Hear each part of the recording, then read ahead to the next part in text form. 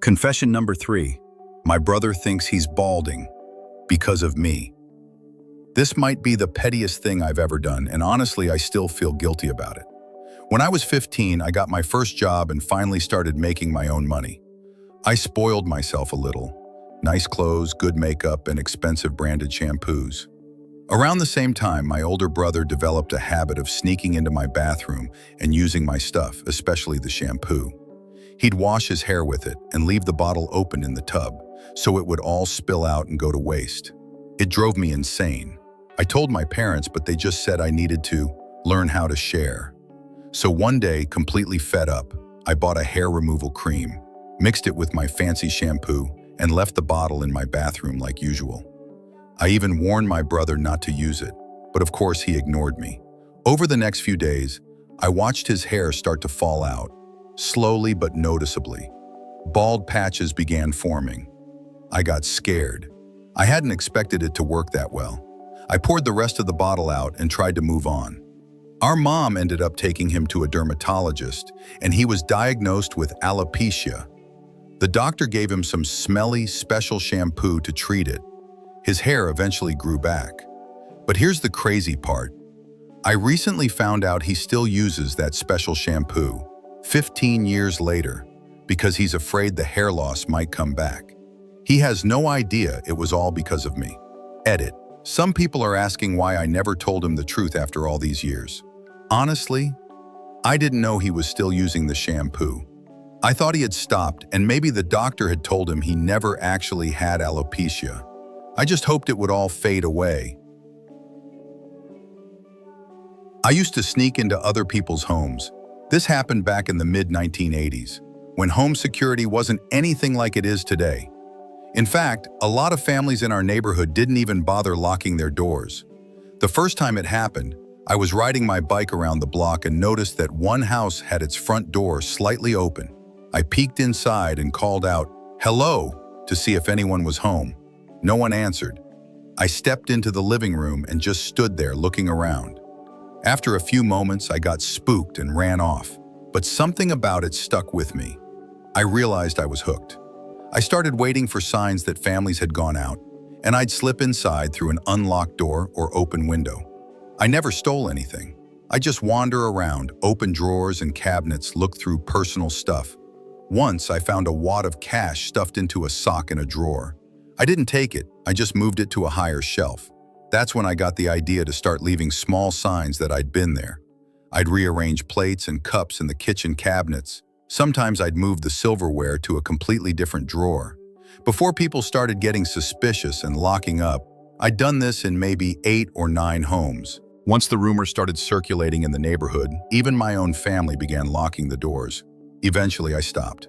Someone did call the police at one point, but since nothing was stolen, there wasn't much they could do. Even now, years later, when I'm visiting someone's house, I sometimes catch myself rearranging something small, just for fun. A mug here, a fork there. I destroyed her life. Over 5 years ago, I divorced my wife, the woman who cheated on me with 13 different men and 2 women. Let me give some context. Up until the last year of our marriage, we were swingers. At some point, things spiraled out of control. I told her I didn't want to share partners anymore, but she wasn't okay with that, so she kept sleeping with other men behind my back. About 6 months before the divorce, our oldest child was diagnosed with a life-threatening illness. I won't go into detail to protect our privacy, but it was serious. The stress hit my ex hard, and she began drinking heavily, to the point where it became dangerous, not just for her, but for our kids too. Things got so bad that I took the children and left the house for a couple of weeks. That's when her best friend, let's call her Emma, called me. Apparently, my ex had been drunk and overshared some ugly truths. Emma told me that whenever I was out of town, my wife would get wasted, right in front of the kids, and bring home a different man almost every night. Worse still, a month earlier, she had left our 3- and 4-year-old children home alone while she went to hook up with some guy. Emma also revealed that my ex was planning to file for divorce herself, but wanted to live in my house as long as possible and drain my money before doing so. Hearing all that from Emma was sickening, but it was the push I needed. I knew it was time to end this for good. I made a plan to end it all. My ex hated living with me, partly because she hated me, and partly because it was getting harder for her to sneak in all the lonely guys she was seeing. We needed a plan, one that would help us document her reckless behavior, get her out of the house, and restrict her custody of the kids. So we made one. Step 1. I cheerfully moved back into the house and went straight to bed. She completely lost it. She started screaming at me to get out right now or she'd call the cops. What she didn't know was I was recording the whole thing. I told her to back off. She actually did call the police, reporting domestic violence. The cops showed up in seconds. They tackled me so fast, slapped on the cuffs, my head was spinning.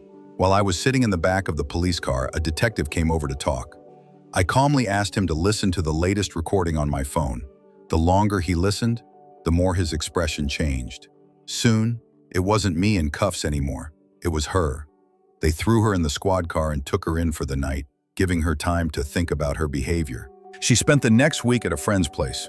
She wasn't allowed to come back. The court issued a temporary restraining order against her. And what did she do during that week? She went on a manic shopping spree. Bought herself a brand new laptop, a new iPhone, splurged on a full wardrobe makeover, everything at full price. She drained everything that used to be our shared safety net and had already begun spending from my personal savings account. Emmy confirmed that she'd been drinking so much over those days that at one point she locked herself in the bathroom, vomited and soiled herself. Knowing this could be useful, Emmy filmed everything. In the end, I had 27 minutes of footage showing my wife absolutely losing her mind. The very next day, I went to the bank, emptied the savings account, and transferred everything into my personal account, just to have something left to cover the house payment. Then I closed the joint account so she couldn't rack up debt using overdraft. I also shut down our shared credit cards and moved all our investments into an account only I could access. When she realized she had nothing left to spend, she completely broke down. She told Emmy she was going to end her life. Now, I hated my ex, but I didn't want her to actually do something to herself. So Emmy calmly talked her into getting help and took her to a psychiatric hospital. It was the perfect outcome. On one hand, she was getting treatment. On the other, we had official documentation proving she was a danger to herself and our children. And finally, it was time for the last step of the plan. I met with my attorney and said I was ready to start the divorce process. He was horrified by everything I told him and said he'd give it his all to help me get primary custody of the kids. We filed all the paperwork and even managed to get the court to issue another restraining order, valid until the first hearing. The court served her papers right in the hospital and told her the first hearing was in 2 weeks. 2 weeks passed. She showed up to the hearing with her lawyer. Since this was only the preliminary hearing, her side had no clue what we had on them. When it was her turn to speak, she started lying through her teeth, claiming I was abusive, blaming me for her psychiatric stay. Her entire monologue sounded like an Oscar speech, clearly rehearsed, dramatic, emotional. Then it was our turn. My lawyer calmly presented bank statements, video evidence, and the real turning point came when he called Emmy to the stand.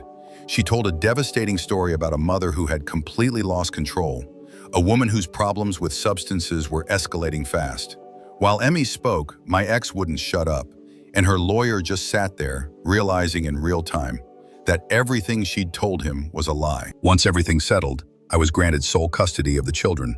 She was only allowed supervised visits until she completed rehab and additional psychiatric treatment.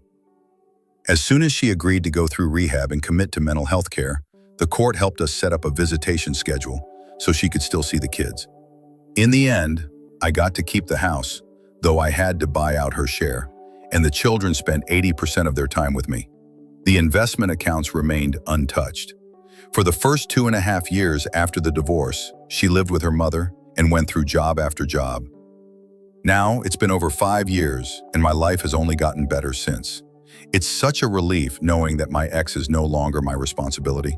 And yeah, Emmy was the real MVP.